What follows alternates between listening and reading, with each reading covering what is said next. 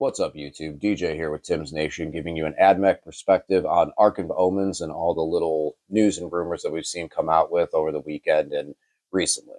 Just finished watching the Death or Glory Meta Monday YouTube live stream, and there was a lot of news and information in there. I kind of want to summarize what I'd seen for AdMech and what it gave me as my feelings as one of my three primary armies. If you like this video, I'm going to be doing two others, one on Grey Knights and one on Necrons. Necrons being the army that I've been running primarily. Sorry, guys. And just all the things that I've seen with my thoughts are going into it with the new detachments, some of the new rules, and what we've seen leaked out so far, what my first impressions are going into this. The link to the Death or Glory Meta Monday video is in the description below. So if you want, check out the full video and all their talk of everything going on. And let's jump into it. Number one thing, Armor of Contempt gone. So now a lot of our AP1 weapons, our Ranger rifles, all of our little, the Castellan robot guns, all those little AP1 things that aren't as effective because of Marines are effective again. We don't have to use AP1 as a stepping stone to go into AP2 so we can get AP1, which is kind of sometimes the way a lot of guns look like. You look, okay, I have AP1 at access with a strat or ability to get AP2. Okay, you're usable now. So that's going to be good and help a lot of our guns shift and get some different guns back on the table that we weren't seeing for a little while. And close combat as well. You know, some of the melee weapons, some like the infiltrators and the taser goad at AP1. That's going to be solid again. The flyers don't start on board. So I haven't seen a lot of the AdMech flyers. I've seen them kind of hit or miss.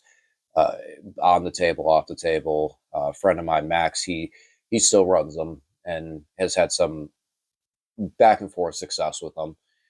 So I don't necessarily know if that's going to affect us as much because I don't necessarily know that flyers are in our meta for what we're bringing.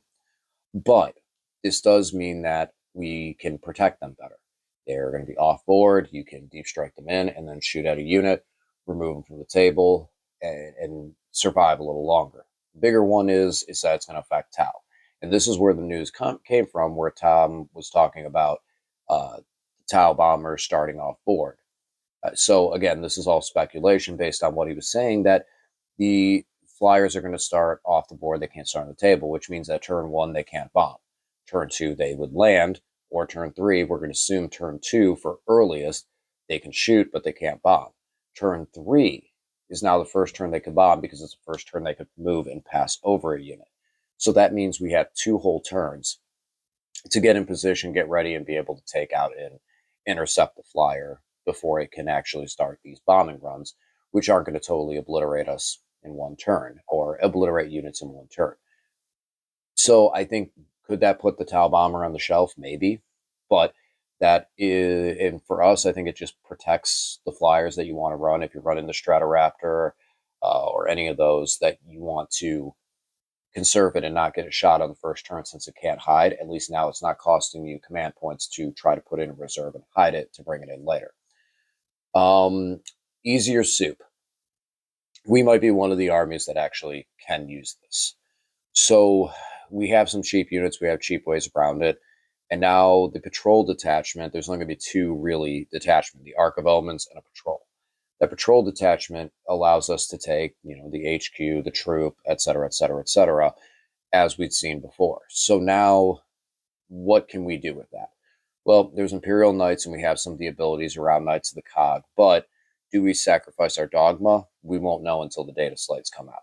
Sacrificing our dogma might be a little bit too much to allow this to be valid, but if there's something in there that doesn't sacrifice the dogma, particularly for Imperial Knights, I could see some use out of there. I mean, there are some Imperial Knights and some upgrades and some weapons you could take. Now, granted, it's a free blade, but it's still a big beastly guy that would be not so bad, especially if we don't have to dedicate so heavily and focused into everything with AdMech, such as troops and stuff like that. Granted, our troop are some of the best troop unit in the game with the Rangers and Vanguard, but I always run into a point where I take a Ranger unit, a Vanguard unit, and that's all I want. And when I'm filling out a battalion. And I like the fact of being able to have that 50 points in my pocket for something else later on. Marines are getting a lot of free upgrades, so that is possible that we could see cheaper upgrades and cheaper weapon outputs on some of the things. So our armies might be getting bigger. All in all, this might be the game itself, just more stuff on the table. Everything dies quicker. Hopefully not, because it makes the game longer. But in a nutshell, it could be more. And that's one thing that Tom also mentioned on there is that we're looking at like a 35% point decrease. So get your guys out, get some stuff painted. There's going to be more stuff. It looks like we're going to be going back to possibly what some of the armies looked like at the early parts of the edition when everyone was crying for an AdMech nerf, understandably. I ran them at Frogtown, took them right to the top to soak up a 4-point loss against Brad Chester in the last round. So there's Tom also has a lot of hope that AdMech are going to actually be jumping up in the win rate. So this might be there's going to be a lot to follow with AdMech over the next coming weeks. I'm going to try and keep up with it as best I can. We're still waiting on the new secondaries though. That's going to be huge for us too. Seeing how much Eradication of Flesh got nerfed really hurt us in the vehicle game. Adeptus Mechanics, and we can't really run vehicles and score points off them as well. Not as well. I still like it, but that's in my style of list where I'm running two big vehicle units, one squad of Dragoons, one squad of Castellan robots. So I'm able to still score that, but it does hit a point where I cap at like 12 points, maybe even 9 in some games. And that's a little rough when other armies like Necrons and Sisters, even if you beat them up, are still able to run up a 15 on some of their secondaries. So what I think for units going forward is really, really tough to say because this attachment for Ark of Omens, I don't think affects us as much. Where we're going to, maybe going into some of the fast attack, being able to run some more running sterilizers and the hounds and not take up as much space and not have to run another detachment because now we have the command points, easier access to be able to take our traits and everything on Skitarii units.